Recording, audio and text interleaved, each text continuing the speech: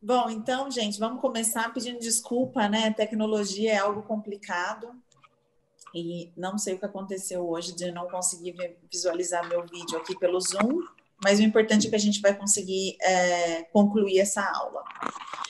Bom, eu sou nutricionista, formada pela PUC Campinas, com mestrado em enfermagem pela Unicamp, e atualmente eu sou pós-doutoranda em epidemiologia também pela USP.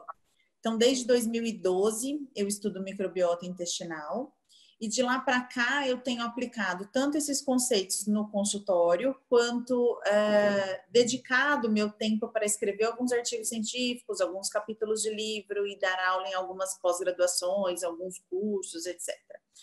Então, a ideia hoje é que a gente aborde alguns aspectos da alimentação plant-based, então da alimentação baseada em vegetais, e o quanto que ela pode modular a microbiota intestinal.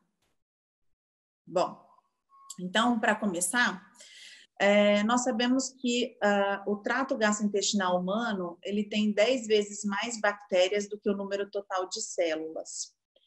Então, essa constatação sobre esse nosso outro genoma tem estimulado diversos estudos.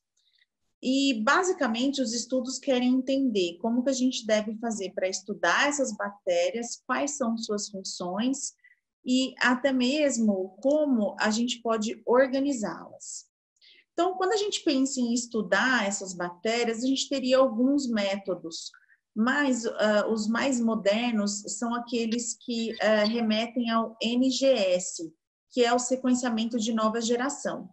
Então, quando a gente está falando desse sequenciamento de nova geração, a gente pode usar duas técnicas diferentes. Seria a análise de um gene específico, chamado 16S, e aí essa técnica se chama 16S-rRNA, ou então usar o shotgun, que é a análise do genoma completo da bactéria. Então, quando a gente faz a análise do 16S, a gente quer observar quem são as bactérias que estão presentes naquele ecossistema. E quando a gente faz a avaliação por shotgun, a gente quer entender também o que elas estão fazendo. Então, por que eu gosto de explicar isso aqui, logo no início da aula? Porque a gente tem alguns pesquisadores que utilizam o termo microbiota e microbioma como sinônimos, mas a gente sabe que, na realidade, ele não é sinônimo. E isso fica claro nessa questão do método utilizado para a avaliação da microbiota intestinal.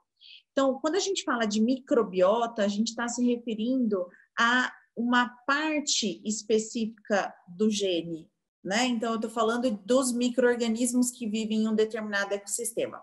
Quando a gente fala de microbioma, a gente está falando dos genes desse ecossistema, né? Então, é por isso que eu prefiro chamar de microbiota.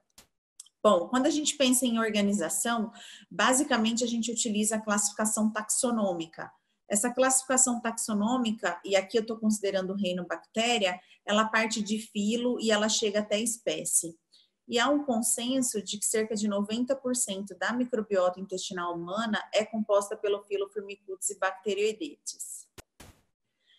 Outra maneira de classificar a microbiota seria utilizando a análise de interótipos. Então, os interótipos, eles são clusters, então, agrupamentos comuns de bactérias presentes na microbiota intestinal humana, e eles foram identificados em 2011 por um grupo europeu. Então, nessa ocasião, eles conseguiram identificar que cada indivíduo poderia estar localizado em um interótipo diferente, e que a gente teria 3 interótipos, 3 possibilidades de interótipos. Então, a gente poderia estar, né, ou ter um interótipo bacteroides, que é o interótipo 1, o interótipo 2 é o Prevotella, e o interótipo 3 é aquele que tem predominância do gênero Ruminococcus. O interessante é que nesse mesmo ano, um outro grupo de pesquisa, mas dessa vez americano, ele quis avaliar se esse interótipo estaria presente na população americana, naquela população que eles estudaram, ou ainda se esses interótipos estariam de alguma maneira associados com alguma alimentação, com alguma dieta específica. E o que eles conseguiram identificar? Que naqueles indivíduos que tinham o enterótipo 1 bacteroides, normalmente eram indivíduos que consumiam uma dieta ocidental, mais rica em gordura saturada e pobre em fibras. E que aqueles indivíduos que consumiam mais fibras, mais carboidratos, e inclusive naqueles que se auto-intitulavam vegetarianos, eles tendiam a estar no enterótipo Prevotella. Nesse caso, eles só conseguiram encontrar 2 enterótipos e não 3. Bom, então, a dieta afeta a saúde humana em parte mediada pela microbiota intestinal. A gente não tem dúvida disso. Cerca de 57% da variação da microbiota está relacionada à dieta, enquanto que fatores genéticos podem explicar até 12% dessas diferenças.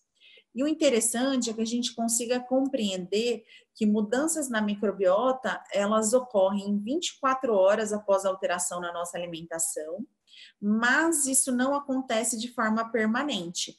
Então, para que a gente continue com essa alteração na microbiota, a gente precisa manter essa alteração na alimentação. É aquilo que a gente chama de educação nutricional realmente, né? Então, se eu tenho um indivíduo que antes não consumia fibra e ele passa a consumir fibra, dentro de 24 horas, essa microbiota responde, aumentando a população de determinadas bactérias, mas nesse caso, especialmente das bactérias que consomem fibra, porque a gente está gerando mais substrato para essas bactérias. Mas se daqui 5 dias esse indivíduo decide parar de comer fibra novamente e passa a comer muita gordura saturada, ele vai ter essa alteração novamente. E aí, quando a gente pensa em relação à alimentação, é importante entender como é que funciona e o quão é importante a diversidade bacteriana, né? Então, a gente sabe que essa diversidade bacteriana, ela está muito ligada com a nossa alimentação. Então, esse estudo, ele é um estudo mais antigo, é de 2008, mas ele é bem interessante. Ele fez uma avaliação do quanto que a alimentação de alguns mamíferos poderiam afetar, né? Poderia afetar a diversidade filogenética. E o que ele percebeu é que naqueles mamíferos que eram carnívoros, e eles estão demonstrados aqui no círculo vermelho, né? Então, cada um desses pontos seriam as bactérias presentes nesses carnívoros, eles têm uma diversidade muito menor quando comparada com aqueles que eram onívoros, e esses, por sua vez, também tinham uma diversidade menor quando comparado com aqueles herbívoros. Então, a diversidade bacteriana, ela aumenta com a inclusão de alimentos de origem vegetal. E é importante destacar que essa diversidade bacteriana é considerada um marcador de desbiose intestinal.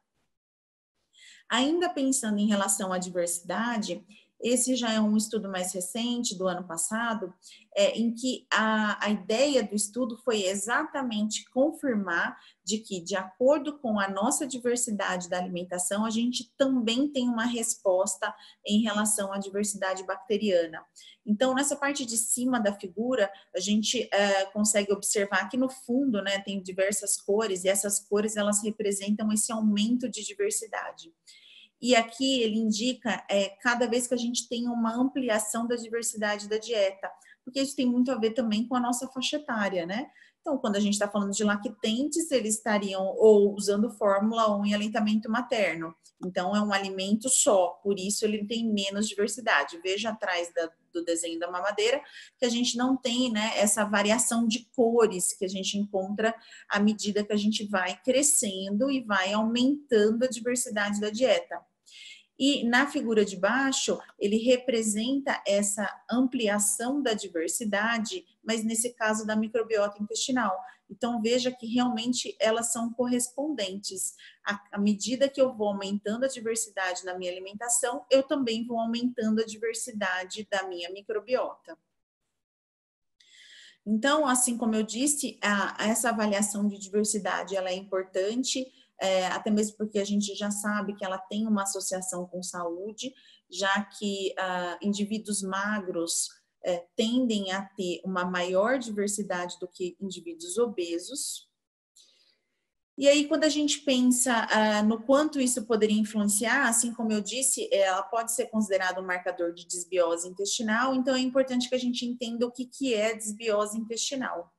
Então, a gente chama de desbiose intestinal algumas situações, mas as principais, eu diria, é a alteração da composição da microbiota intestinal. Então, eu passo a ter uma maior população de bactérias potencialmente patogênicas e uma diminuição das bactérias comensais.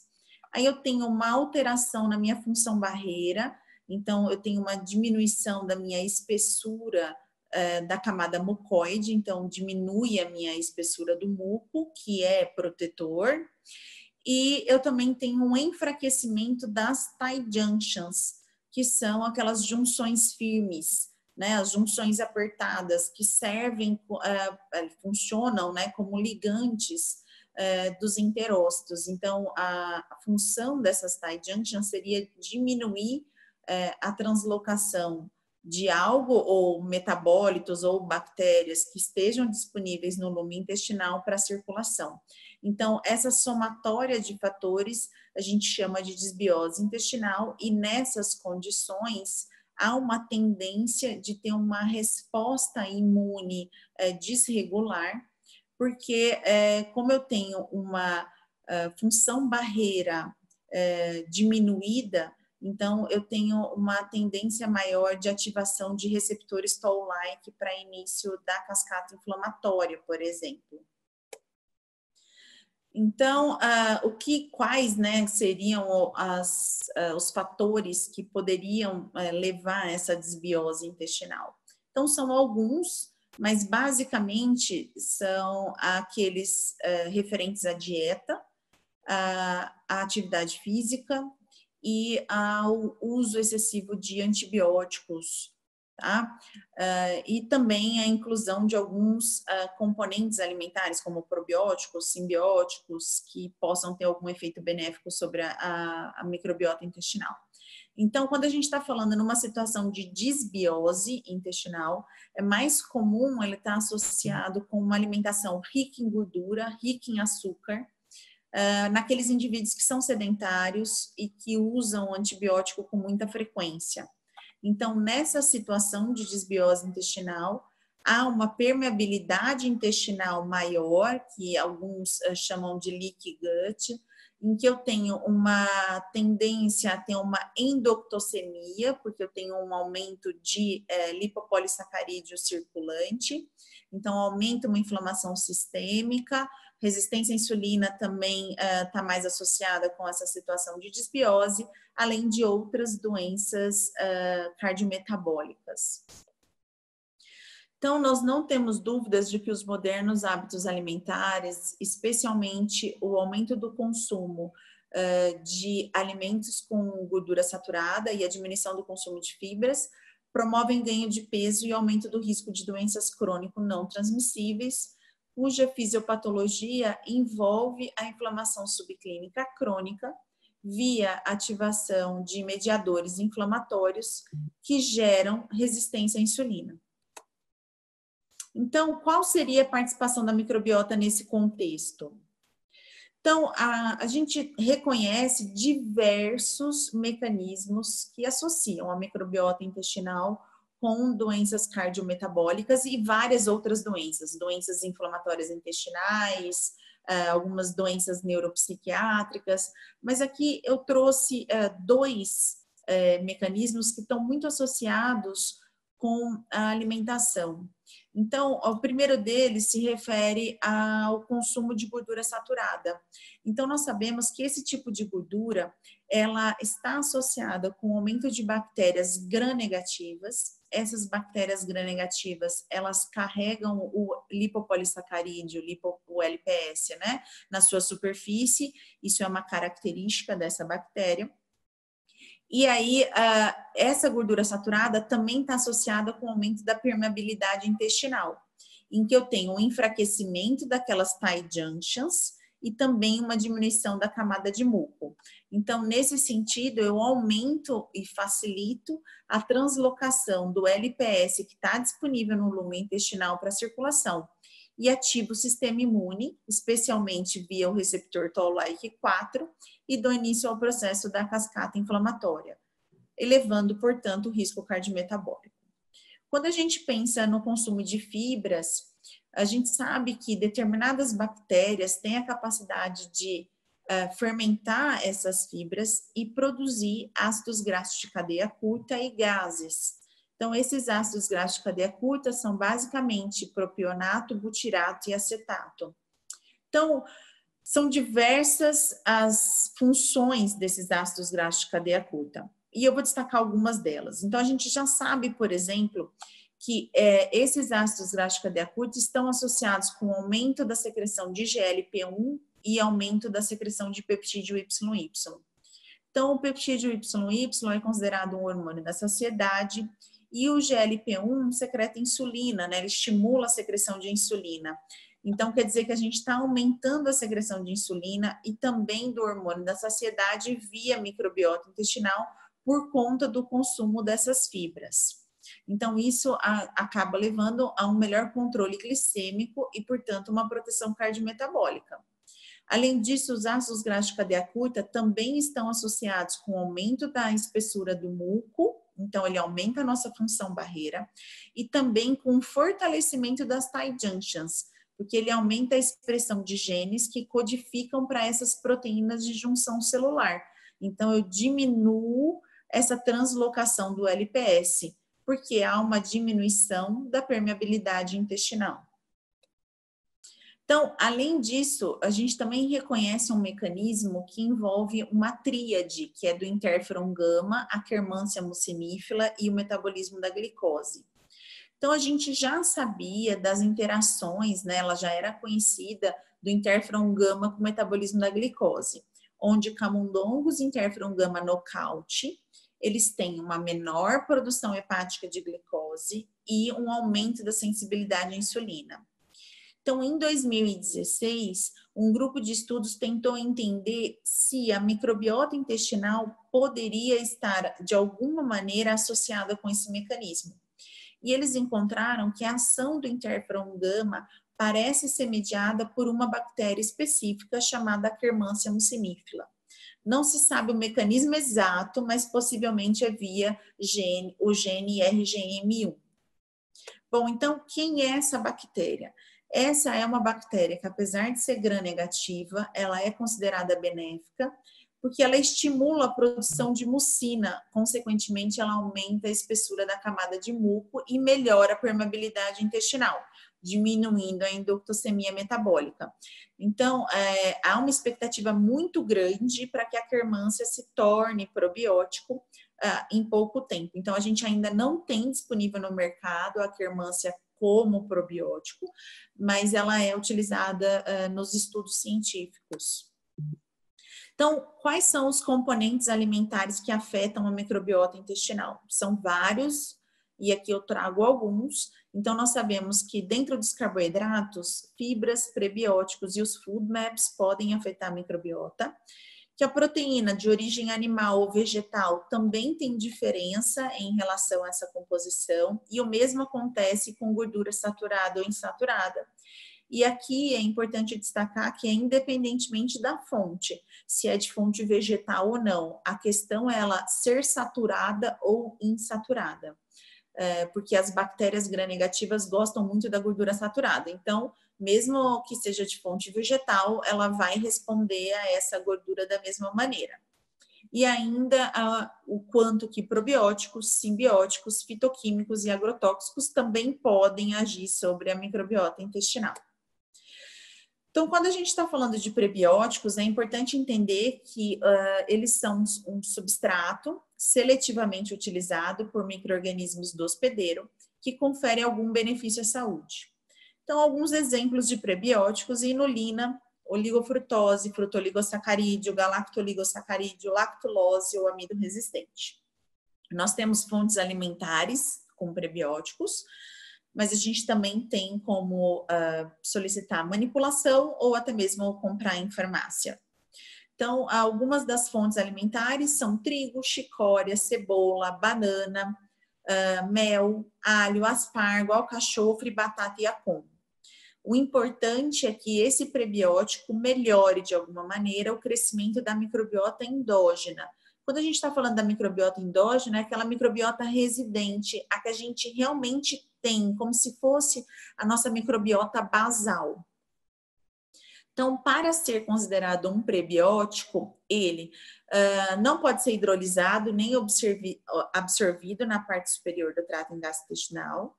Ele deve ser seletivamente fermentado por bactérias benéficas do cólon, como, por exemplo, as bifidus e os lactobacilos. E eles também têm que ser capazes de alterar a microbiota colônica, obviamente no sentido de uma composição mais saudável. Então, aqui eu trago alguns exemplos de endpoints, ou seja, o que a gente busca com o prebiótico, né? Então, eu vou citar o primeiro deles, que fala da questão da saúde metabólica, que é o que eu discuti anteriormente em relação aos mecanismos. Então, eu poderia utilizar a inulina, o GOS ou o FOS, pensando nesse sentido de excesso de peso, diabetes tipo 2, síndrome metabólica, dislipidemia e inflamação sistêmica. Mas eu vou pegar outro exemplo, para síndrome intestino irritável seria interessante utilizar GOS, e assim vai. Então, para cada objetivo, a gente tem que estudar e verificar qual seria a melhor forma e qual a melhor dosagem para cada um dos prebióticos. Quando a gente fala dos probióticos, eles são micro-organismos vivos, potencialmente benéficos ao ser humano, são usualmente componentes não patogênicos da microbiota normal, então aí a gente está falando de bactérias lácteas, bactérias produtoras de ácido lácteo e também de algumas leveduras. E aqui a gente usa muito aqui no Brasil a Saccharomyces boulardii, né? Uma levedura que a gente realmente conhece. Existe atualmente no mercado uma série de produtos comerciais e de preparações farmacêuticas contendo bactérias probióticas e a tendência é cada vez aparecer mais produtos desse tipo.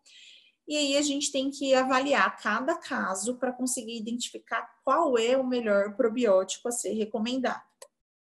Então, para ser considerado probiótico, então essa bactéria tem que ter uma capacidade de adesão na mucosa intestinal, capacidade de colonizar, pelo menos de forma temporária, o trato gastrointestinal, capacidade de produzir compostos antimicrobianos, ser não patogênico, eficaz e seguro.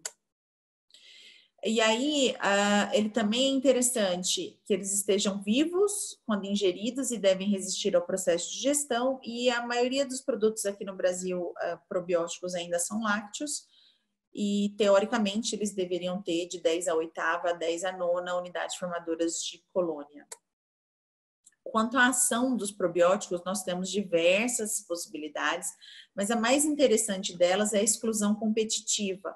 Então, essa exclusão competitiva, ela funciona como um mecanismo que impede a colonização da mucosa intestinal por outros micro-organismos que sejam potencialmente patogênicos.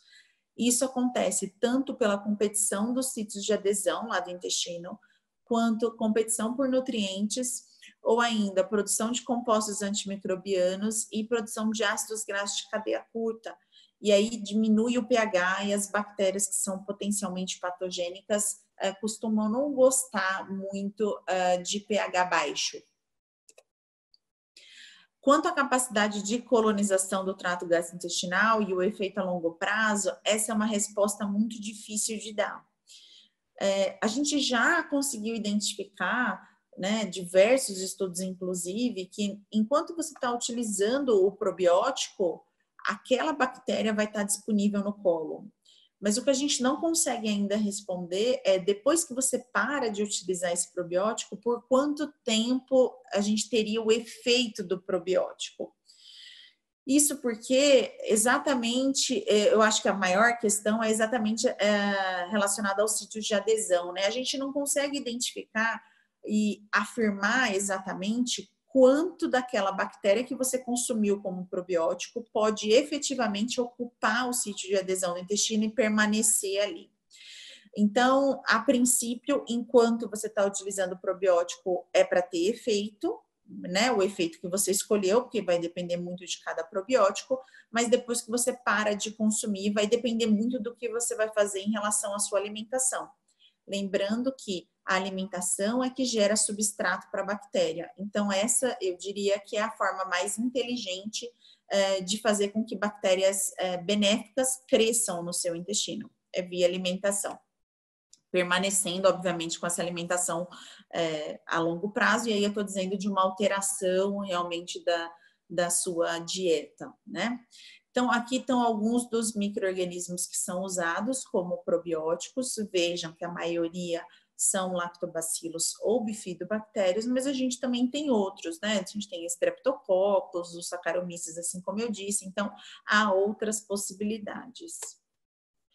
Quanto aos efeitos benéficos dos probióticos, então, são inúmeros, e aí vai depender muito do que você quer, né? Então, a gente sabe que tem alguns probióticos que são melhores para quando a gente está pensando numa diarreia ocasionada por antibióticos. A gente sabe que tem alguns probióticos que são mais específicos para a obesidade, e assim vai.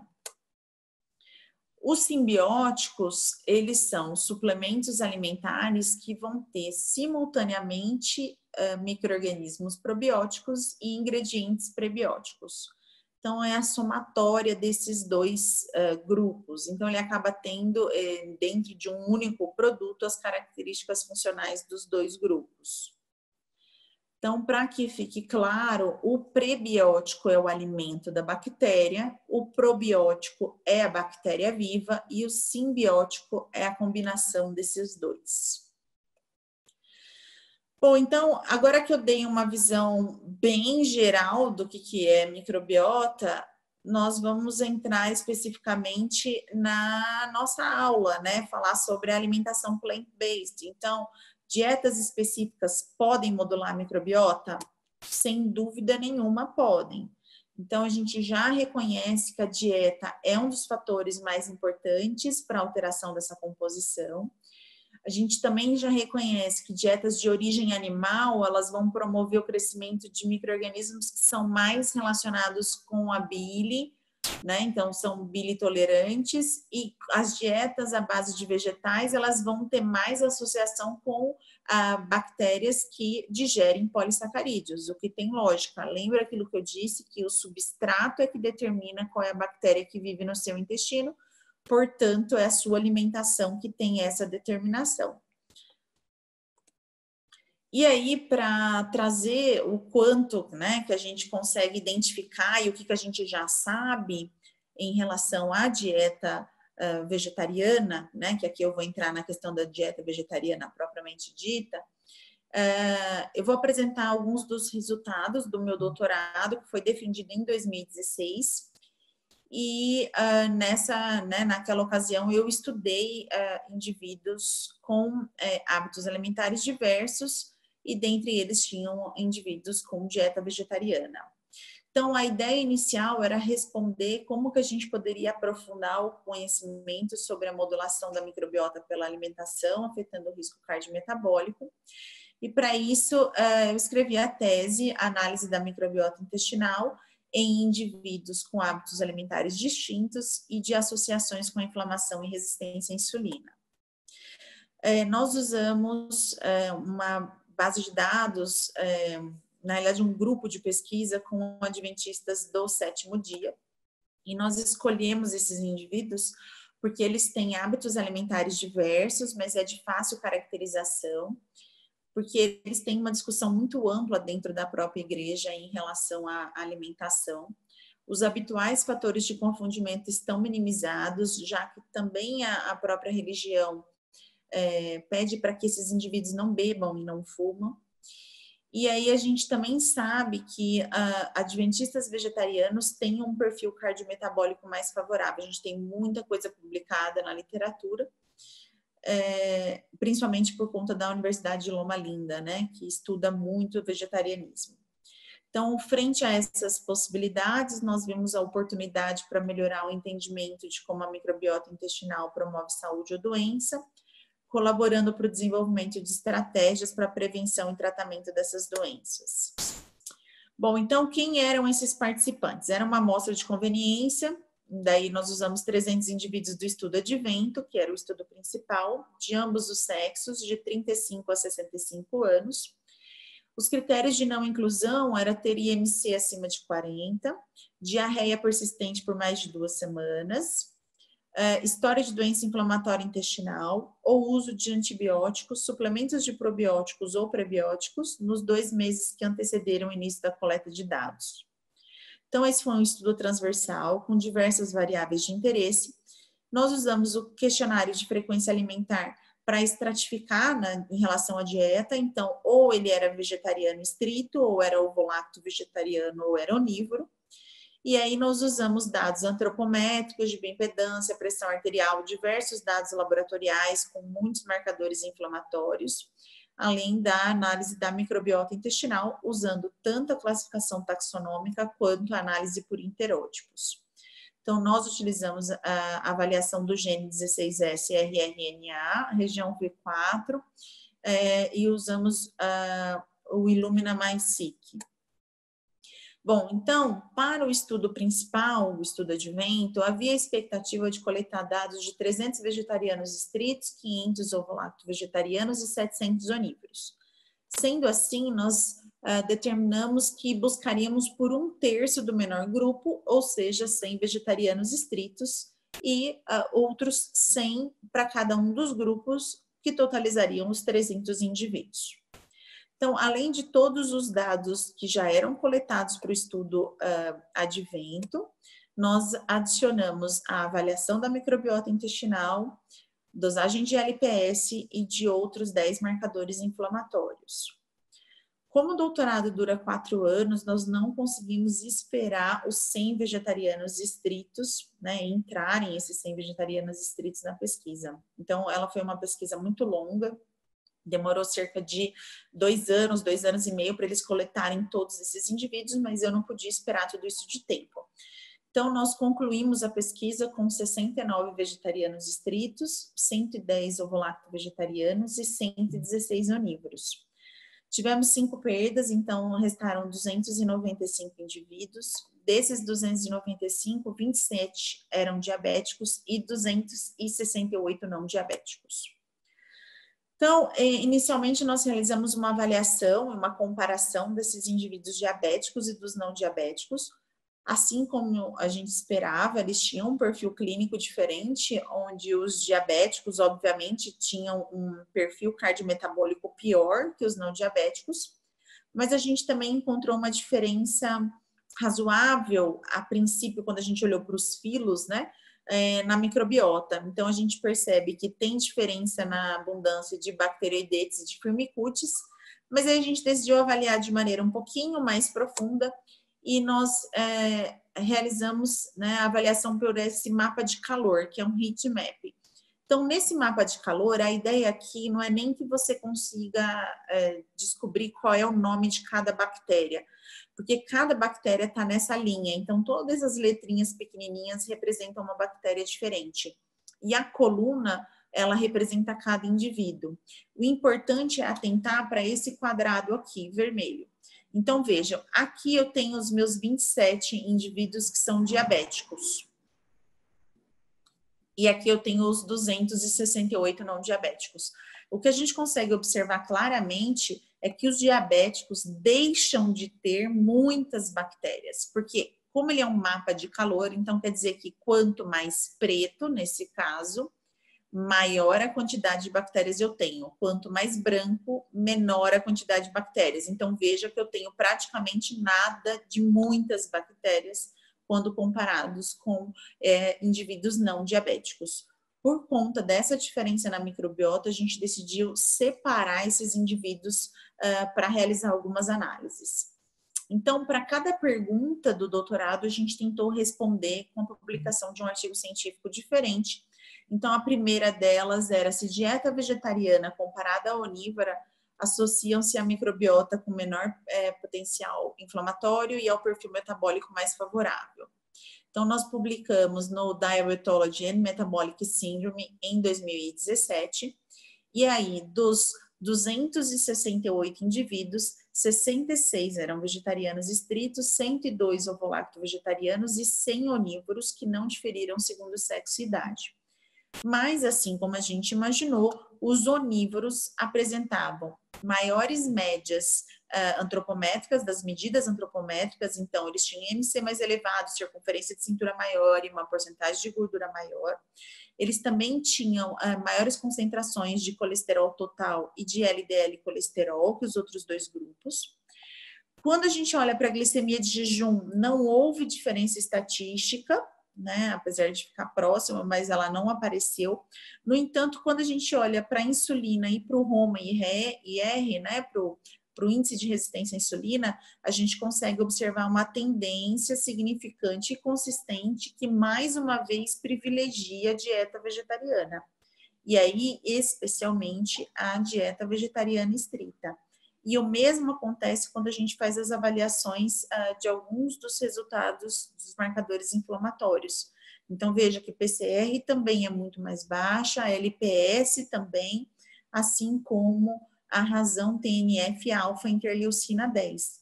Lembrando que TNF-alfa é um marcador inflamatório, enquanto que a interleucina 10 é uma citocina a interleucina 10 é uma citocina anti-inflamatória e o TNF-alfa é pró-inflamatório.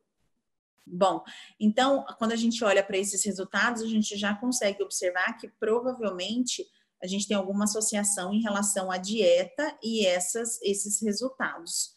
E aí, quando a gente faz uma estratificação e faz uma avaliação dos fatores de risco, então a gente consegue observar claramente que tanto excesso de peso, pré-diabetes e hipertensão, eles vão aumentando, né? E aqui eu estou falando da prevalência, eles vão aumentando à medida que há a inserção de alimentos de origem animal na dieta. Então, a exposição à gordura e proteína animal, elas parecem estar associadas a um maior risco cardiometabólico, ou ainda a exposição às fibras poderia ser considerada muito protetora. Quando a gente pensa na microbiota intestinal desses grupos, o que a gente consegue observar é que, pensando nos dois grandes filos, né, então nos firmicutes e nos bacteroidetes, aí nós selecionamos 4 gêneros que são muito frequentes. Então, pensando nos firmicutes, a gente observa que os onívoros, eles têm uma menor abundância de Fecalibacterium e de Roseburia. E essas bactérias são bactérias que já têm um reconhecimento bem extenso na literatura como produtoras de butirato. E aí a gente tem que lembrar que o butirato é aquele ácido graxo de cadeia curta que está muito associado com a questão da melhora da nossa função barreira e, consequentemente, da diminuição da endotocemia metabólica. Então, pode ser que esse resultado esteja, de alguma maneira, justificando esse fator dos onívoros terem uma elevação desses marcadores inflamatórios em comparação com os indivíduos vegetarianos. Quando a gente pensa em relação aos bacteroidetes, e aí aqui o que chamou a atenção foi a questão da Prevotella, então os vegetarianos estritos, assim como esperado, eles têm uma abundância maior de Prevotella que os outros dois grupos. Eu digo que é esperado porque eu já expliquei anteriormente que lá em 2011 um estudo identificou que essa bactéria está muito associada com carboidratos e fibras. A última avaliação, na realidade, em relação a esse aspecto da dieta, nós fizemos com uma avaliação da abundância diferencial, e aqui nós somamos os não onívoros, ou seja, a gente está falando de qualquer um dos vegetarianos, então tanto faz ele ser vegetariano estrito ou ovo-lacto-vegetarianos, e eles foram comparados com os onívoros. E o que a gente consegue observar é que todas essas bactérias que estão acima do zero, então elas são mais frequentes nos onívoros, e as que estão abaixo são mais frequentes nos não onívoros, ou seja, nos vegetarianos. Então, essas que estão maior nos onívoros chamam a atenção porque a gente tem 3 bactérias do filo Proteobacteria, e esse filo, ele é um filo reconhecidamente como potencialmente patogênico, porque ele é gram-negativo, as bactérias desse filo são gram-negativas, e eles carregam um LPS de alta toxicidade na sua parede celular. Além disso, outra bactéria que chama atenção é essa Bacilli, que pertence ao filo Firmicutes. Essa Bacilli, ela já tem algumas publicações que associam essa bactéria de maneira específica com alterações do metabolismo da glicose e também com aumento da inflamação sistêmica. Quando a gente olha para os vegetarianos, nós percebemos uma maior população de Rosebúria, e a Rosebúria, ela é aquela bactéria que é produtora de butirato, e também do filo Actinobactéria. A gente não consegue dizer qual é a bactéria que está presente, a gente só sabe que é o filo, mas uma bactéria boa que está dentro desse filo seria a bifidobactéria.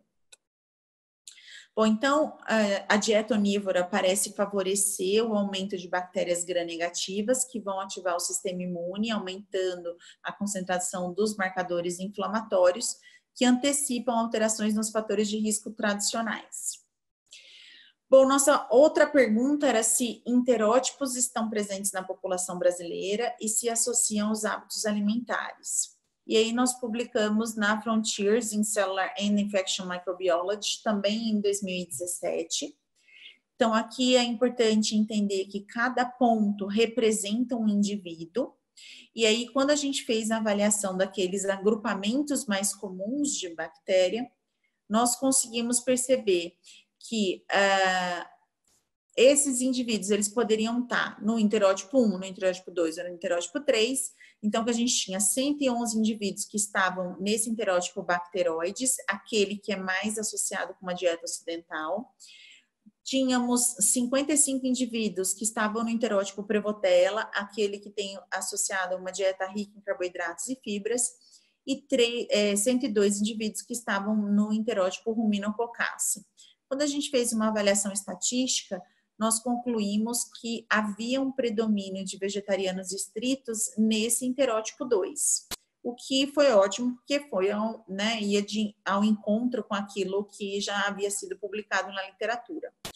O interessante é que quando a gente fez uma avaliação de alguns marcadores cardiometabólicos, mas dessa vez estratificados pelos enterótipos, nós encontramos que aqueles indivíduos que estavam no enterótipo 2, eles apresentavam uma menor concentração de LDL e colesterol, quando comparado com os indivíduos do enterótipo 1.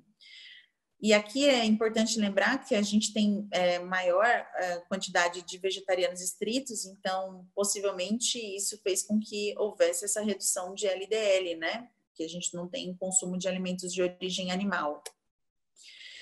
E aí, para a gente tentar entender o quanto isso poderia, de alguma maneira, influenciar, né, estar ou não nesse enterótipo, e o quanto que isso poderia influenciar na microbiota, nós realizamos uma avaliação, de novo, usando o heatmap. E aí, nesse caso, para cada linha é uma bactéria, para cada coluna é um marcador de risco, que daí está estratificado pelos enterótipos. E aqui a gente teve um resultado bem interessante. Então, a gente conseguiu observar que as bactérias, elas respondem de maneira diferente dependendo do enterótipo que aquele indivíduo tem, né? Então, dependendo dessa maior população que esse indivíduo apresenta. Então, eu vou pegar o exemplo da Blautia. Então, a Blautia, por exemplo, ela tem uma associação direta. Então, aquilo que é vermelho é associação direta, o azul é uma associação inversa. No enterótipo Bacteroides, ela tem uma associação direta com pressão sistólica e diastólica. Quando a gente olha para essa mesma bactéria, lá no enterótipo 3, no Ruminococcaceae, ela tem uma associação direta com IMC, cintura, né, circunferência cintura, pressão sistólica e triglicérides. E quando a gente olha para essa mesma bactéria no enterótipo 2, a gente consegue observar que ela tem uma associação inversa com IMC, com pressão sistólica e com insulina. Então, a conclusão que nós conseguimos tirar desse resultado é que essas bactérias, elas são como se fosse Maria vai com as outras. Então, ela depende muito desse microambiente que você tem dentro do intestino. E esse microambiente, ele é determinado de acordo com a sua alimentação. Então, lembrar que aqui, nesse enterótipo, onde a mesma bactéria que aparentemente tem um potencial patogênico nos outros 2 grupos, mas aqui no enterótipo 2 ela tem um potencial de bactéria boa, né, de bactéria comensal, aqui a gente tem aqueles indivíduos que consomem mais fibras. Então, talvez esse seja considerado um cluster protetor, né, um enterótipo protetor. Então, essa análise, ela parece ser útil para entender o impacto da exposição da dieta nos fatores de risco cardiometabólico. A nossa outra pergunta era se a abundância da Akkermansia mucinífila difere segundo o estado de tolerância à glicose. E aí nós publicamos na Nature Communications em 2016. Nesse caso, nós incluímos aqueles indivíduos diabéticos. E aí nós estratificamos novamente segundo a tolerância à glicose. Então, dos 295 indivíduos, 188 eram normotolerantes e 107 tinham algum grau de anormalidade na tolerância à glicose. Assim como esperado, quem tinha algum grau de anormalidade apresentava piores características cardiometabólicas. E aí a gente fez uma avaliação em relação à microbiota, mas de maneira específica, buscando a bactéria Akkermansia mucinífila, que é aquela bactéria que já havia sido associada com a questão do metabolismo da glicose. E aí o que nós conseguimos encontrar? Que nos indivíduos controle, eles tinham uma maior abundância de Akkermansia, e quando a gente olhava para os indivíduos pré-diabéticos, eles tinham menor abundância, mas os diabéticos tipo 2 eram menor ainda. Então, realmente, à medida que cai a abundância da Akkermansia mucinífila, deteriora-se o metabolismo da glicose. Ela está muito associada com essa questão do metabolismo da glicose. No nosso caso, a gente não conseguiu identificar a diferença para aqueles indivíduos que usavam ou não metformina, e isso é importante destacar porque a gente já tem muita coisa na literatura dizendo que possivelmente uma das ações da metformina para controle glicêmico vem da microbiota intestinal e se associa diretamente com essa população da Akkermansia mucinífila. Parece que a metformina serviria como substrato para a Akkermansia mucinífila, então, consequentemente, ela consegue melhorar esse metabolismo da glicose, porque ela vai aumentar a camada de muco, porque ela aumenta, né, como ela degrada a mucina, ela manda esse sinal de que o nosso corpo tem que produzir mais mucina para ela poder sobreviver, e, consequentemente, ela reduz a endoctocemia metabólica. Pensando em relação à dieta, quando a gente faz a avaliação da Akkermansia, a gente consegue observar mais uma vez que o vegetariano estrito tem uma quantidade maior dessa bactéria, que é muito importante, que é uma bactéria protetora. Então, à medida que aumenta o consumo de alimentos de origem vegetal, e aí a gente está falando de alimentos que são ricos em fibras e polifenóis, eleva-se a abundância de Akkermansia mucinífila. Eu destaquei que são alimentos ricos em fibras e polifenóis, porque a gente tem vários estudos que já identificaram quais são alguns dos alimentos preferidos, digamos assim, pela Akkermansia mucinífila para como que ela funcionaria de alguma maneira como substrato. E alguns prebióticos, algumas fibras e polifenóis já estão muito bem descritos na literatura no sentido de aumentar a população dessa bactéria. Além disso, a gente fez de novo essa avaliação do mapa de calor e aqui fez uma correlação entre a abundância da Akkermansia e dados clínicos laboratoriais, mas no intuito de confirmar o resultado que a gente já tinha obtido. Então, azul é uma associação inversa e vermelho é uma associação direta. E aí, quando a gente pensa na glicose, na hemoglobina glicada, a gente realmente consegue observar essa questão da abundância da Akkermansia. Então, quanto mais Akkermansia eu tenho, melhor é meu metabolismo da glicose. E o interessante é que a gente também conseguiu observar que ela tinha uma correlação direta com HDL e colesterol, o que confirmava mais uma vez o aspecto benéfico dessa bactéria. Então, as conclusões que a gente tira é que parece que o link entre obesidade e microbiota é mais dependente da interação entre dieta e microbiota e tende a ser mais específica do que simplesmente a diferença no nível de filos, que os efeitos da alimentação no perfil do risco cardiometabólico pode ser, pelo menos em parte, mediados pela microbiota intestinal, já que a exposição à gordura animal parece modular de forma desfavorável a microbiota e vai predispor à translocação de LPS, inflamação, indução de resistência à insulina, e que a dieta vegetariana, que é rica em fibras, favoreceria a produção de ácidos graxos de cadeia curta, melhora da barreira intestinal, protegendo contra a endotocemia metabólica e inflamação.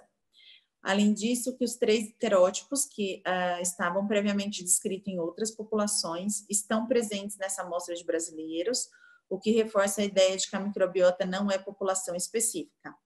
Que ainda a dieta vegetariana associada a menor concentração de LDL e colesterol no enterótipo Prevotella sugere a presença de um cluster bacteriano protetor que poderia estar conduzindo essa associação, e que a Akkermansia mucinífera parece ter um papel importante no controle da endotocemia metabólica que predispõe à resistência à insulina.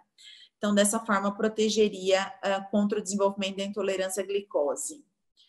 Perspectivas é de que as terapias atuais das doenças cardiometabólicas, que ainda estão muito focadas para células humanas, no futuro próximo possam olhar com mais carinho para esses micro-organismos do trato gastrointestinal. Então, o que eu gostaria de deixar de recado é o básico da nutrição: descasque mais e desembale menos. Né? Todo mundo está falando isso e é verdade. Quando a gente está pensando na microbiota intestinal, para você gerar substrato bom, a gente tem que pensar em fibras, em fitoquímicos. Então, a gente está falando de alimento de verdade, é só isso, nada mais, tá? Logicamente, a gente pode usar prebiótico, probiótico quando necessário, mas o importante é focar numa alimentação saudável. Então, se vocês tiverem alguma dúvida, quiserem mandar para mim, meu e-mail é amorais@usp.br, e ainda podem me seguir nas redes sociais, que é o doutora.nutri.anamorais. Agora eu vou ver todas as perguntas que vocês deixaram para mim, porque conforme eu ia falando, eu vi que apareceu um monte, né? Eu separei aqui, Ana, para você. Obrigada mais uma vez, foi ótimo. Eu adoro te ouvir, né? Você já sabe que sou super sua fã.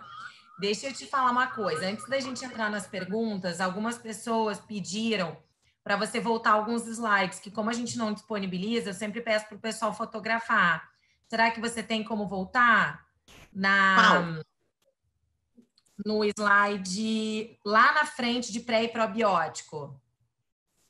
O pessoal pediu um que tem as indicações, as cepas. O pessoal quer fotografar esse. Ó, gente, quem pediu esse aqui e quem pediu o outro.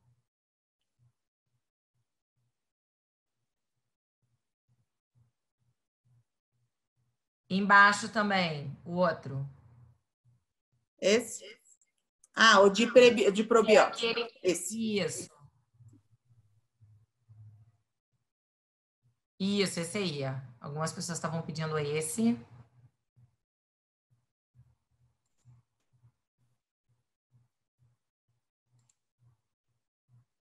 Mais algum? Gente, mais algum para a gente poder tirar dos slides e a gente poder fazer slides sobre simbiótico. Alguém colocou aqui. Simbiótico. Será que é... Acho que era o anterior, esse. Eu acho que esse também, né? Deixa eu arrumar ele, peraí. Aqui, ó, ele ficou em cima. É que hoje tá tudo dando errado, viu? Eu acho, a gente até viu, eu acho que foi alguma coisa do seu antivírus, né? De repente. Só pode. Slide 23 aqui, alguém falou. Deixa eu ver se é esse. É esse, será? 21, esse. 23, então, peraí. Esse.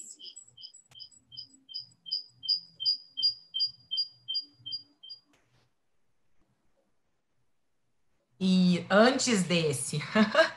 Antes desse. Esse. Esse, pronto, agora foi. Slide 33, então vamos lá. Nossa, gente, a gente tem um monte de pergunta aqui. Aproveitar, tá? Enquanto ela tá botando os slides, agradecer a paciência no início, a tecnologia, às vezes, né? Dá uma rasteira na gente, mas a gente deu um jeito, né? Estamos aqui aproveitando. Eu não sei qual é o slide 33, porque seria no meio de uma pergunta, não deve ser. É. É o 30. É esse, será? Ai, Só pode ser pessoal, eu esse. avisei lá no início, tira a foto do slide. Desenho do Do desenho do estudo. estudo. Beleza, peraí. Esse. Boa. Esse? Será? Tá ótimo. Acho que foi. O próximo, por favor. O último, hein, Juan? Deve Foi. ser. Ou é esse com os números, não sei. Porque aqui é exclusão do Vocês podem diabético. É depois esse? pegar o artigo, Perfeito. né, Ana? Ou pedir para ela também pegar, procurar pelo nome dela no PubMed, vai ter o artigo. Dá para pegar Isso. o estudo como um todo. Mas é isso, temos várias dúvidas aqui, né? Eu ia falando, só ia vendo aqui, ó. Não, eu separo, porque o pessoal fala coisas variadas durante, e aí é bom que eu consigo dar uma agrupada, né? Mas eu acho que algumas coisas você até já foi respondendo durante a aula, e é muito legal, né, a gente ver isso. E claro que temos muitas perguntas sobre pré e probióticos, né? Claro. Mas eu gostaria de lembrar, tá, gente? Todas as dúvidas estão aqui separadas. Que a Ana fala muito disso e a gente conversa muito disso, né? Que o grande papel na modulação da microbiota, vocês viram as publicações dela, é a dieta, né?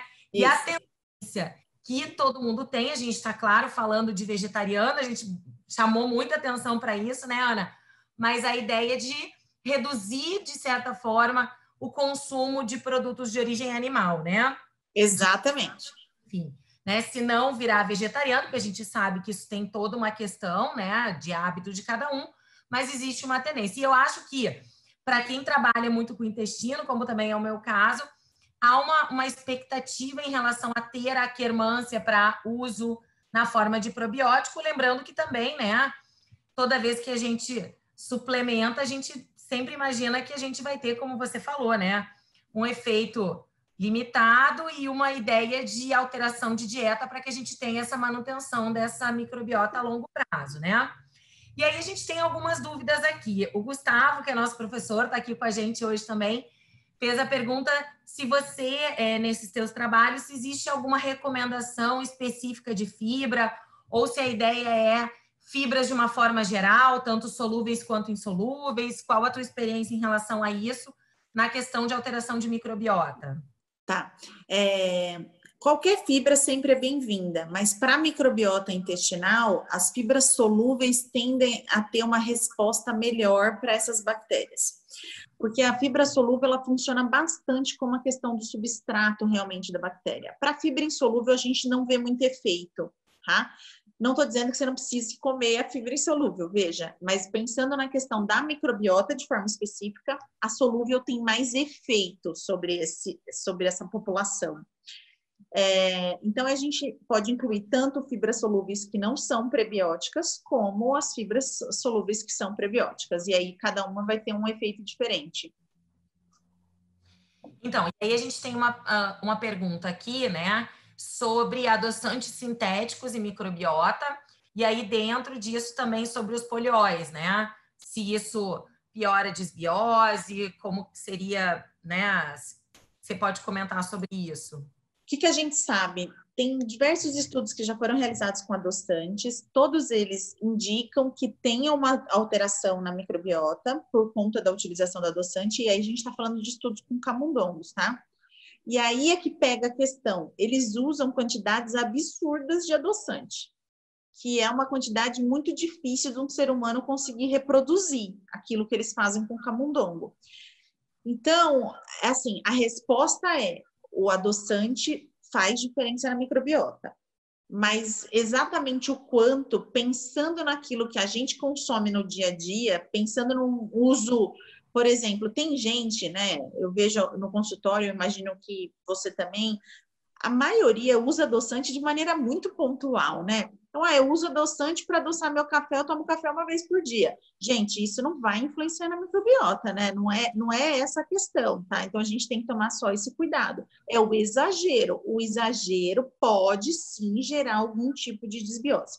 Nesses estudos, um dos que ficou mais conhecido, na época, o maior efeito era usando aspartame, tá? Só para você ter. Não é nem todos os adoçantes, não.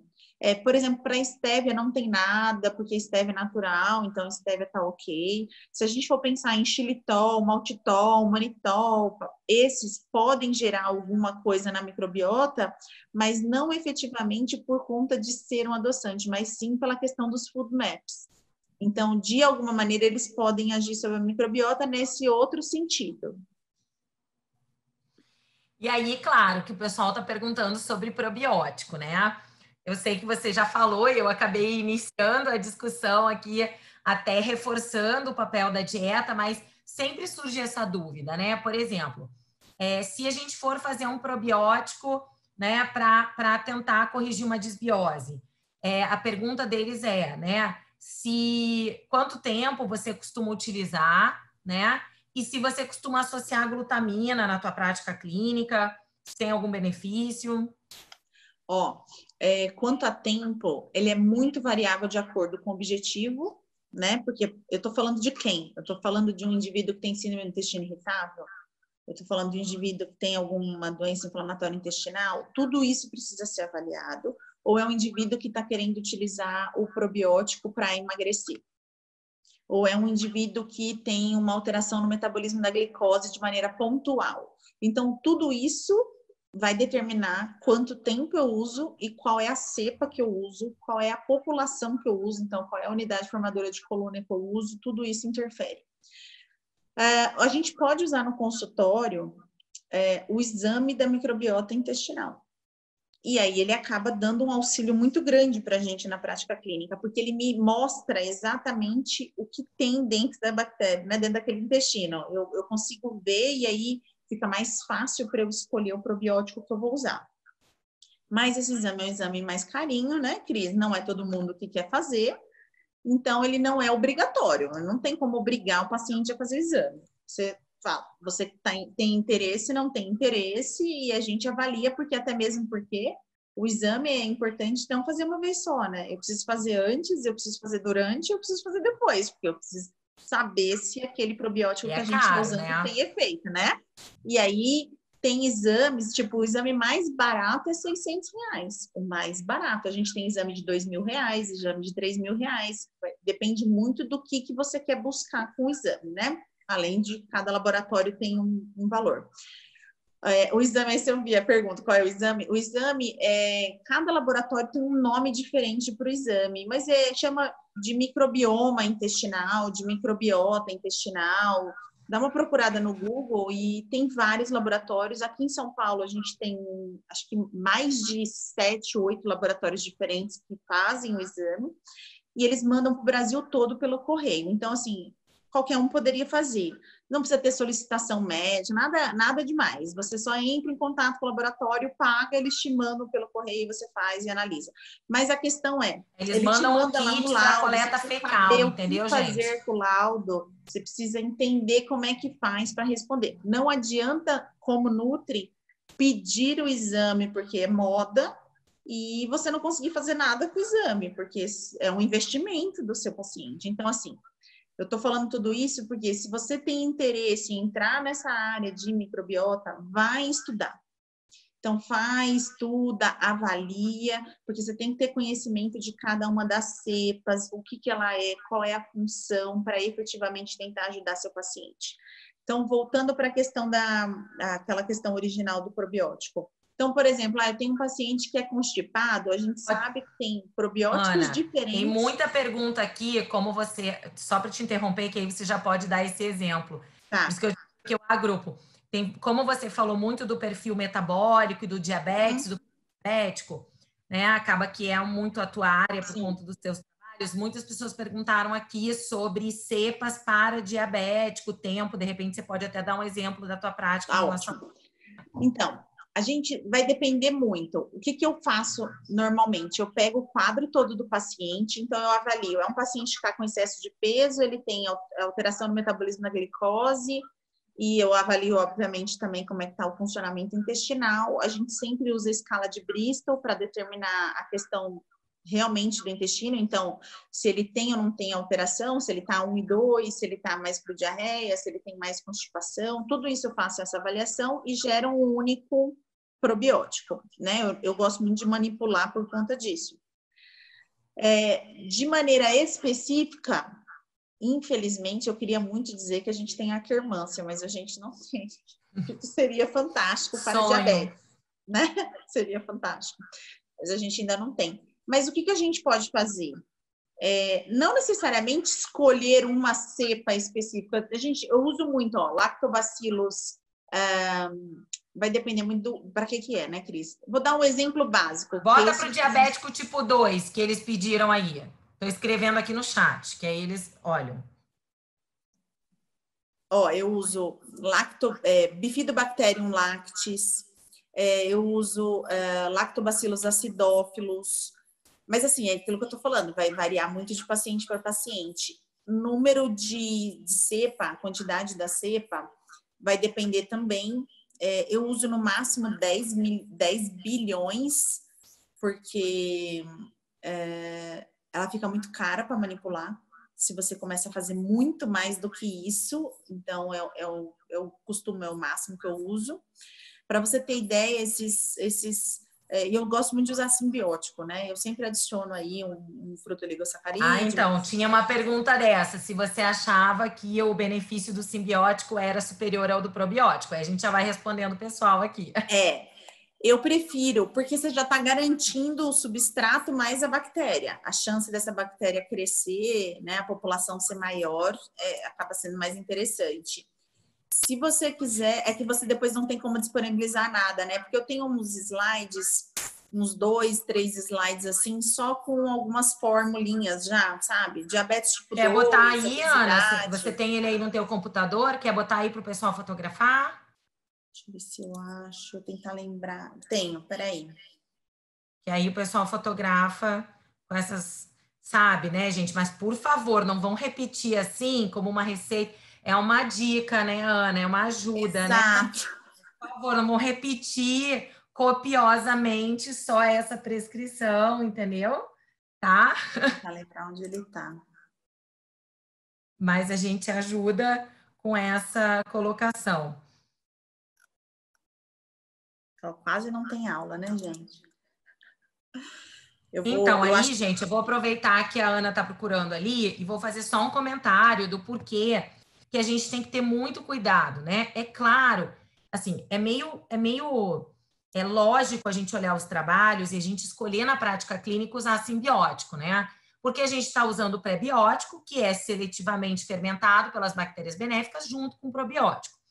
A única questão que a gente realmente tem que ter cuidado, e por isso que eu falo muito copiosamente que a gente não pode prescrever fórmulas, apenas fotografar, porque assim, por exemplo, principalmente o FOS, né? Ele é altamente fermentável, tá? E tem pacientes, olha aí, ó, gente, ó a cola que vocês pediram, olha lá, tá? Então, a Miriam tá colocando ali, o FOS é muito difícil do paciente tolerar. Mas a gente, ela bota ali, eu uso muito o Fiber Gum, né? Ele é goma cássia. Ele realmente tem um efeito melhor em termos de evitar a flatulência, né? Isso. A inulina tem que ter cuidado que não pode usar quantidade muito grande, porque para alguns pacientes dá diarreia. Então, tudo isso, assim, eu brinco muito com os meus pacientes nas minhas aulas. A gente não está tratando um diagnóstico, né? A gente está tratando uma pessoa. Então, assim, pessoas têm múltiplas situações que a gente precisa olhar, né? Eu que trabalho muito, eu acabo trabalhando muito com pessoas que têm problema intestinal. Então, a Miriam colocou ali, FOS é muito difícil que a gente consiga aqui. Quem tem gases, quem tem diarreia. Eu já vi, pessoal, gente fazendo dieta restrita em FODMAPs e usando FOS, né? Pois é, porque, mas prescreve um simbiótico comprado. Então, a gente tem que ter atenção. Aí o paciente não melhora, está fazendo uma dieta super restrita e recebendo suplementação. Então, assim, é óbvio que a gente dá aí várias sugestões, mas vocês precisam individualizar. E isso eu sei, eles até pediram, Ana, para depois, mas a gente volta lá. Os slides, de novo, das indicações, porque isso é muito importante. Que cepa eu vou escolher para cada situação, né? E aí, tem uma outra pergunta que é interessante, né? E que a nossa ideia é sempre usar a dieta, né, pessoal? É modular a dieta da maior forma possível, usar o alimento. A Ana colocou muito isso no final. A gente brinca que é fora de moda, mas assim, não dá para a gente ficar suplementando tudo. É difícil que as pessoas façam ingestão. E não tem lógica, nós somos nutricionistas, né? Mas a gente tem uma pergunta assim: a pessoa que restringe hortaliça na dieta, vale a pena usar módulo de fibra? Né? Pode responder aí, mas eu sei que você vai fazer a mesma resposta que eu, né?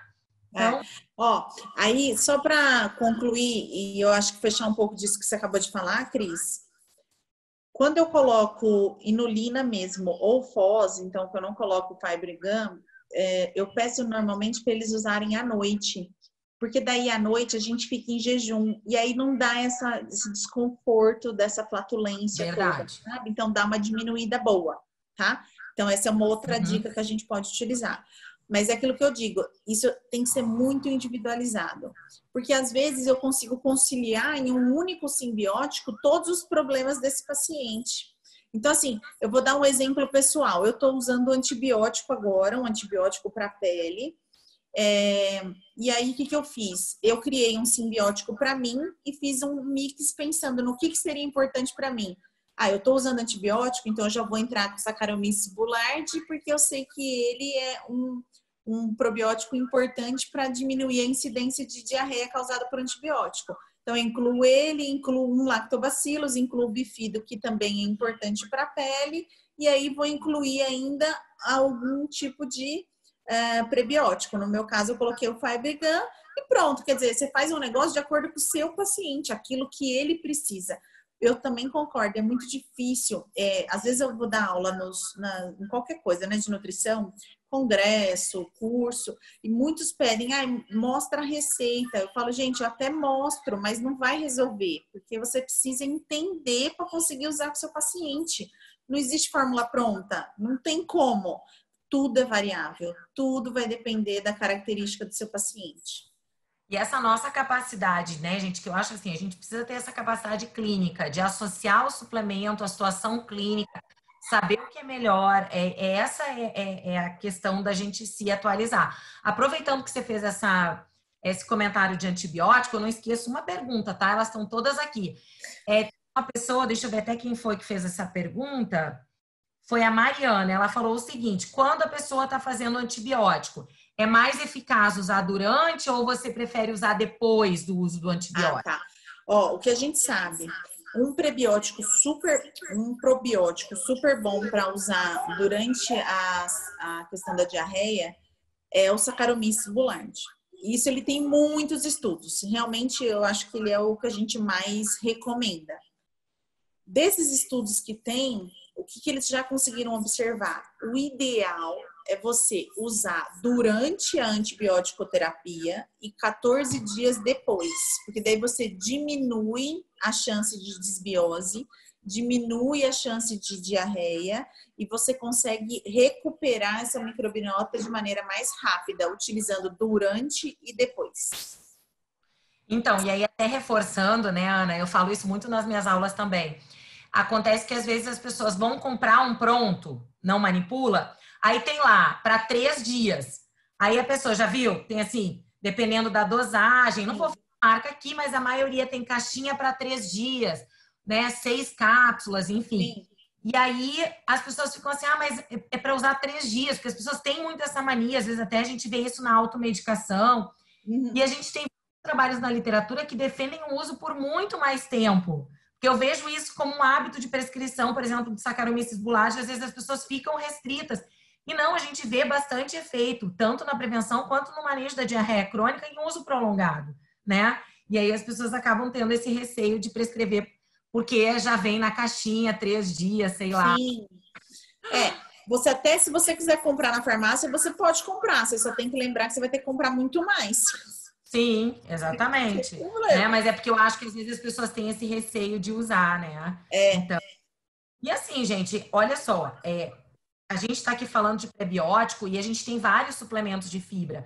E eu acho muito interessante isso que a Ana chamou a atenção, né? Porque a questão de escolher a fibra mais solúvel, né? A gente sabe que em amostras fecais, às vezes a gente nem encontra a fibra. Por quê? Porque ela foi fermentada, né? E é diferente da fibra insolúvel, que ela constitui uma massa fecal maior, né? Então, quando o teu efeito é para fazer, né, a parte mais de ser pré-biótico, escolher o suplemento de fibra que você vai utilizar, né? Então, Sim. isso é muito importante. E aí tem uma pergunta sensacional aqui que eu queria que você comentasse. Você ficou falando de gordura animal e intestino. E aí, claro que vem a pergunta de quem? Do óleo de coco. Tá? É uma gordura saturada. E aí a pessoa fez a pergunta, achei bem interessante, né? Que ela bota o óleo de coco, né? O próprio coco, né? É uma gordura animal, mas é uma gordura saturada. Se ela seria prejudicial à microbiota, né? E aí ela queria que você falasse um pouco sobre isso. Não, a pessoa quer saber se o óleo de coco. Não, ela quer saber ela quer saber do óleo de coco, tá? Só do óleo de coco. Então, a gente tem bastante coisa já publicada e tem diferença sim em ser saturada ou não, independente da fonte, assim como eu disse. Então, tem até um estudo recente, eu acho que ele é de 2017, se não me engano, e ele fez uma avaliação usando óleo de coco, óleo de girassol e azeite de oliva extra virgem. Cada um deles tem diferença na microbiota.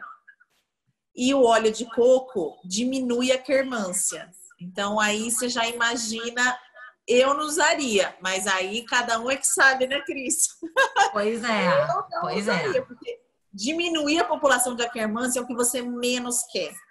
Porque realmente a aquermância, ela tem sido considerada como marcador de saúde intestinal. Quanto menos aquermância você tem, quer dizer que você está com algum problema. E aí você consome óleo de coco e você derruba a aquermância, então não tem por que consumir. Mas daí, vamos de novo para aquilo que eu gosto muito da nutrição por conta disso. Eu acho que a gente tem que ter bom senso. A pessoa gosta de usar óleo de coco de maneira esporádica para uma ou outra coisa. Tudo bem, gente, não tem problema. Agora, colocar óleo de coco no café, usar óleo de coco em todas as refeições, para todos os preparos, é disso que nós estamos falando. É os exageros nutricionais, é o terrorismo nutricional, sabe? Eu acho que é isso que a gente tem que fugir. E isso é interessante porque tem benefício mesmo, porque tem tanta coisa que é falada, às vezes até na rede social, a gente sabe que não tem benefício nenhum e o pessoal fica usando, quer dizer, né? Exato. Aí, mas é aquilo, infelizmente, nutrição é muito moda, né? Então, a gente teve a moda muito grande do óleo de coco, que eles trabalharam muito bem a questão da indústria sobre trabalhar, né? O marketing. E aí, a gente tem também um grupo de nutricionistas que são ávidos por gerar novos clientes de imediato, e aí eles entram na onda, né? Que é a mesma coisa que acontece com a microbiota. Quer dizer, tem pessoas que não têm noção nenhuma de microbiota, que estão ganhando dinheiro com isso, não me pergunte como, nem fazendo o quê, porque... Entendeu? Você sabe disso, microbiota é uma ciência super difícil de entender, gente. É muito complexa, a gente está falando de muita coisa, muita bactéria. A gente está falando de uma análise genética de fezes, sabe? Não é uma coisa boba. Então, a gente tem que tomar muito cuidado para fazer qualquer inferência. Então, minha sugestão não indique óleo de coco. Se o paciente quer usar, eventualmente, ok. Mas para ser como fonte de gordura da dieta, foge. Foge porque derruba a sua quermância. Exato. E assim, eu acho que tanto o óleo de coco quanto o TCM, para mim, eles são quando você tem uma diarreia importante, alguma alteração de absorção, e aí depende, né? Mas aí são outras situações, né? Que, de novo, é o todo do paciente, né? Exato. Você vai escolher mais nessas... pelo menos na minha prescrição, entra nessas situações. Numa diarreia, num alto débito de uma ostomia, enfim, em outras situações. Não, é uma situação específica, né? Não dá para a gente fazer disso igual para todo mundo, né? Agora, oriental. E outra coisa, é caríssimo, né, gente? Imagina a pessoa cozinhando com óleo de coco, fazendo tudo com óleo de coco, todos os bolos, receitas. Pois Não é. dá, né? Ninguém merece. Exato, verdade. Olha só, tem uma outra pergunta aqui sobre os enterótipos, né? Se os enterótipos mudam de acordo com o estilo de vida.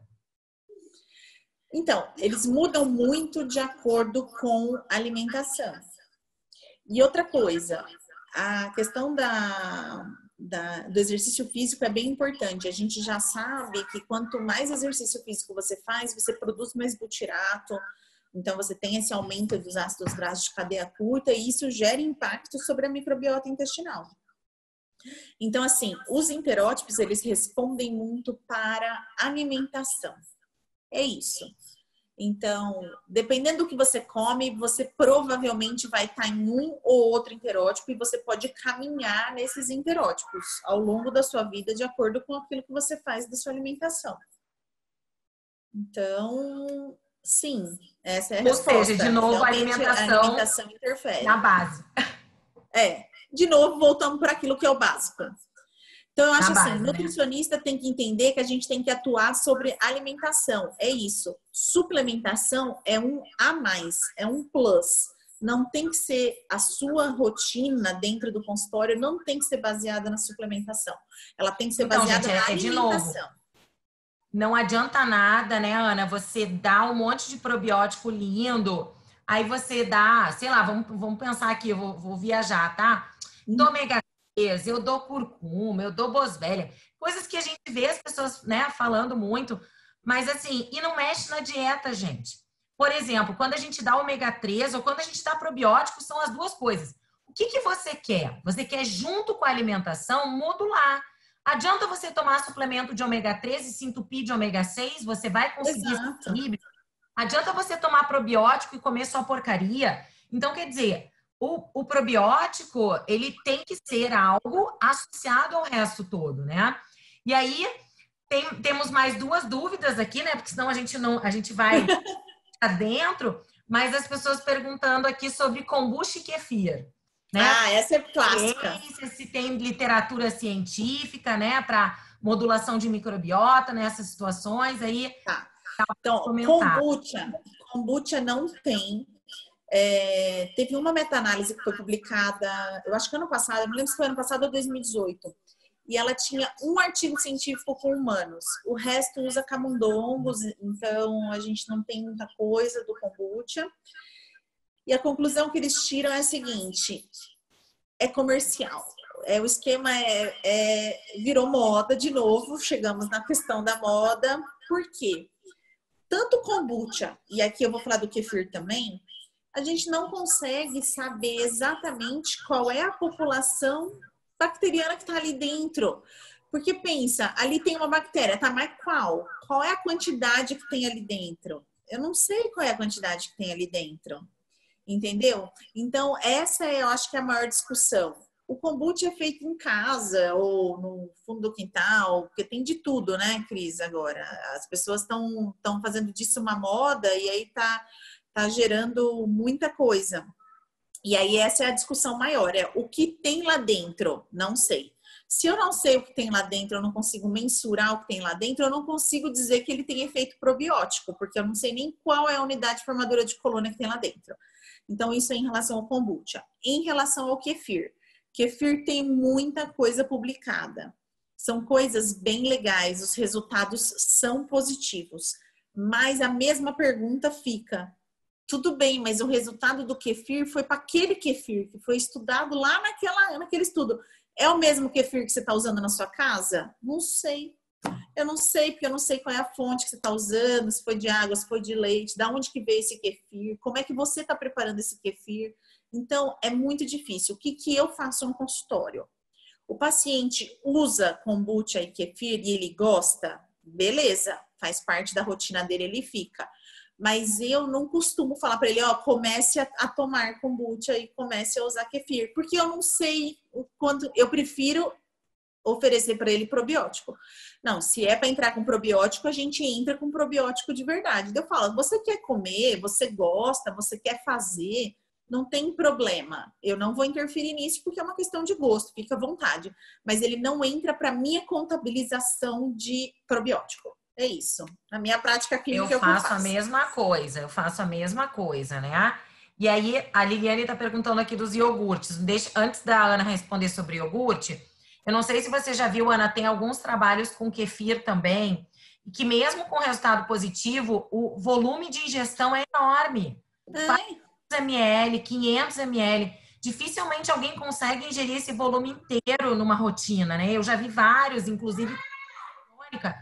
E aí, assim, de novo, além de você não saber, os trabalhos ainda tem um kefir, e pelo menos eu já vi vários com volume muito alto, e aí fica inviável consumir sim, tão alto, né?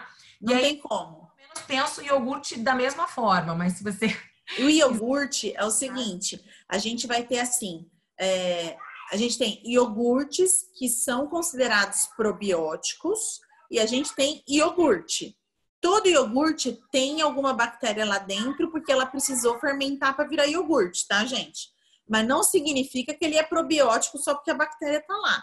Porque a maioria das bactérias utilizadas para virar iogurte, para gerar o iogurte, são bactérias que morrem no término do processo. Portanto, não são iogurtes probióticos.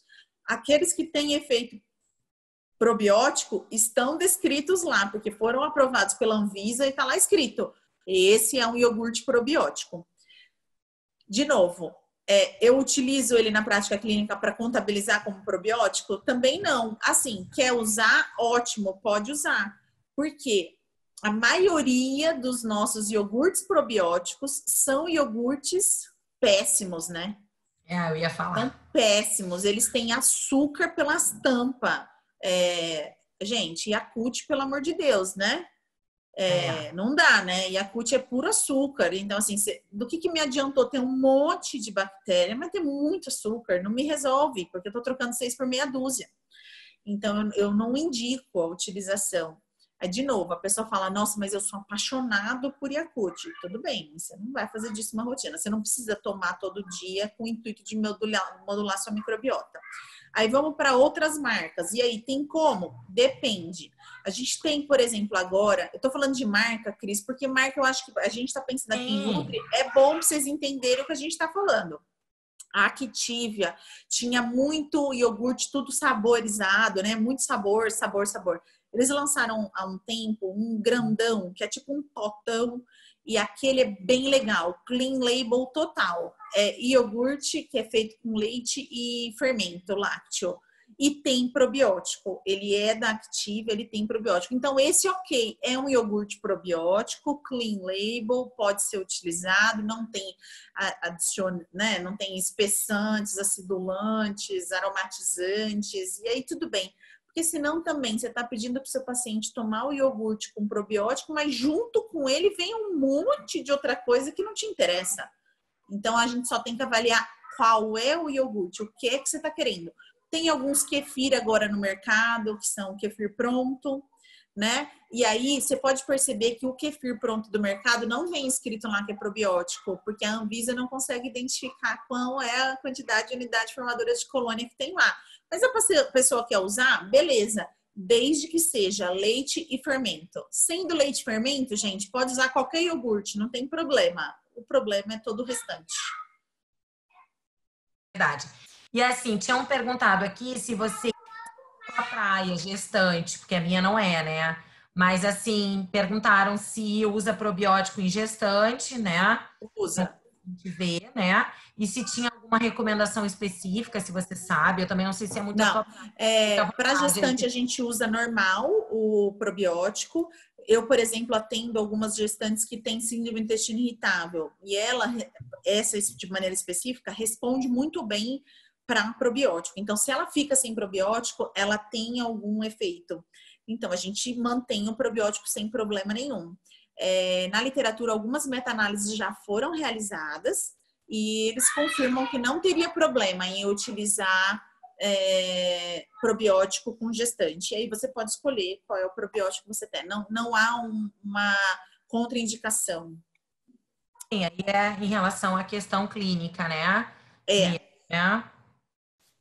Gente, olha só, eu acho que terminamos aqui as perguntas, né? Tem um limite de tempo para usar probiótico? Eu estava quase terminando, a Ana postou. Não tem. Se você quiser usar ad eternum, pode, não tem problema. Não tem, né? Então tá. Deixa eu falar, alguém quer, gente, ó, agora deixa eu ver aqui, eu já deixo vocês tirarem do mudo, né? Não sei se alguém quer fazer, se tu quiser tirar, Ana, o compartilhamento do slide. Não sei se alguém quer fazer pergunta, né? Queria ver a carinha de vocês pra gente tirar uma foto, né?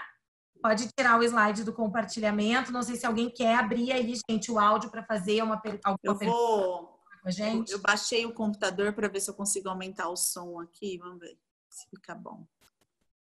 Foi.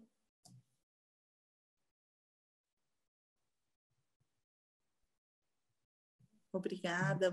Imagina, gente, foi um prazer. Só tira o slide pra gente, que aí eu vou botar aqui todo mundo pra gente dar uma olhadinha. Ninguém quer, gente, falar, ó, todo mundo pode tirar o seu do mudo. Eu posso perguntar? Pode, Larissa, claro. Então, eu deixei a pergunta aí no chat, mas acho que foram muitas perguntas, não deu tempo para ver, mas... Perdão. Não, tranquilo. Eu gostaria de saber da sua prática com relação a paciente renal. Se você tem alguma prática de uso de simbiótico, probiótico, prebiótico, porque até então não se tem uma coisa muito específica, né? Uma evidência muito científica quanto a isso. Ó, deixa eu abaixar o meu, peraí. Eu, particularmente, não tenho experiência com renal, tá? Nunca tive paciente renal no consultório. E eu também não leio muito artigo científico para isso. Eu não vou conseguir te responder. Eu acho que se você procurar na internet, você vai ter. Obviamente, vai ter publicação. Mas, a princípio, eu não veria problema em utilizar, entendeu? Eu não sei se teria que ter algo específico, se você teria que ter alguma cepa específica. Realmente não é uma área que eu atuo. Eu atuo mais na área de metabolismo, né? E eu tô falando de doença cardiometabólica como um todo e também nas de doenças intestinais, né? Gastrointestinais também, mas para renal não. E eu também não conheço quem faça, viu? É uma área difícil mesmo. Então tá bom, obrigada. Nada. Desculpa, realmente, agora que você falou, eu acabei pulando a tua dúvida. Eu também não tenho prática com renal, assim. Eu quando venho... uma coisa bem... Um mundo bem... pisar em ovos mesmo. Mas tá bom então, obrigada. Nada, imagina. Ana, tira teu compartilhamento de tela. Tira. Mais alguém, gente? E agora eu vi todo mundo. Abre as câmeras pra gente tirar uma foto. Eu sou carente, eu gosto de ver todo mundo, ver as carinhas de vocês. Gustavo. E aí, beleza? Obrigada pelo auxílio técnico, né, Nath? A gente sabe que essas coisas acontecem mesmo, já fica logo com todas as armas na mão para resolver. Mas eu só queria... Eu queria agradecer... Larissa, você compartilhou a tela aí. Caramba. Aí, a Larissa compartilhou, saiu todo mundo aqui para mim. Foi. Deu, agora eu desliguei. Mas eu queria parabenizar aí a Ana Carolina. Pô, que aula sensacional, cara. Vou te dizer que para mim foi muito bom, porque o microbiota não é muito minha praia, né? Eu já não entendo muito, então para mim tudo é lindo e maravilhoso, né? Não, mas assim, eu gostei bastante mesmo, achei muito boa, alto nível. E, na verdade, já quero te fazer um pré-convite para você se preparar para dar uma aula de microbiota e exercício físico lá na minha pós lá de esportiva. Ele é o coordenador da pós de esportiva, entendeu? Porque não vai ficar só com a Natália, não, rapaz. Natália, eu sei que é o pessoal do Plant Based, né? Mas eu vou puxar o pessoal para o exercício também, rapaz. Tanto que você comentou, né? Que ele já vai puxar. Não, tem bastante coisa publicada. Total a ver, né? Total relação. Achei ótimo, parabéns, hein? Imagina, foi um prazer, eu que agradeço. Fico Ana, mais uma vez, super adorei o convite, estou super afim. Que bom, fico muito feliz. Estou respondendo pelo Gustavo e pelo Nutimed, né, Gustavo? Pela equipe toda aqui. Gente, obrigada por mais uma noite aqui com a gente, né? Espero que tenham gostado. Mais uma vez, desculpa, né? Esse nosso início turbulento, mas é para dar uma emoção, para a gente ter um calor começando. Mas no final não esqueçam, para quem tiver interesse, que a nossa próxima turma da pós-graduação online de nutrição vegetariana e vegana agora, dia 9 de setembro, né? Nath, Ana, Gustavo, todo mundo lá esperando vocês, certo? Nath, quer falar alguma coisa? Queria agradecer, principalmente a Ana, né, novamente, pela disponibilidade, pela aula maravilhosa, né?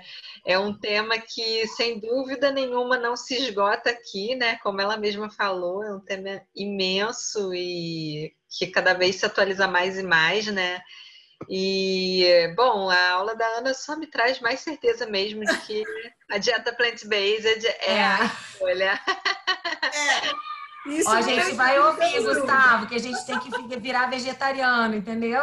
Muito tendencioso. Até o final da muito pós vai virar tendencioso. vegetariano. Bom, né, Ana? A gente convence eles ainda. Mas com certeza, essa é uma tendência, né, que todo mundo já está despertando para isso, né? E eu sempre digo, nós nutricionistas temos que estar à frente aí dessa mudança na alimentação, né, das pessoas. Então a gente tem que entender muito para poder prescrever e orientar realmente o que é melhor, né? Como você falou em vários aspectos, né? Não Sim. só o que é moda, mas o que de fato é melhor, né? Isso é o mais importante. Então, agradecer novamente a Ana, a presença de todo mundo que estava aí. Foi um prazer, eu que agradeço. Gente, boa noite, então. Obrigada por todo mundo com a gente. Tchau, Esperamos tchau. vocês nos próximos. Obrigada. Tchau. Tá.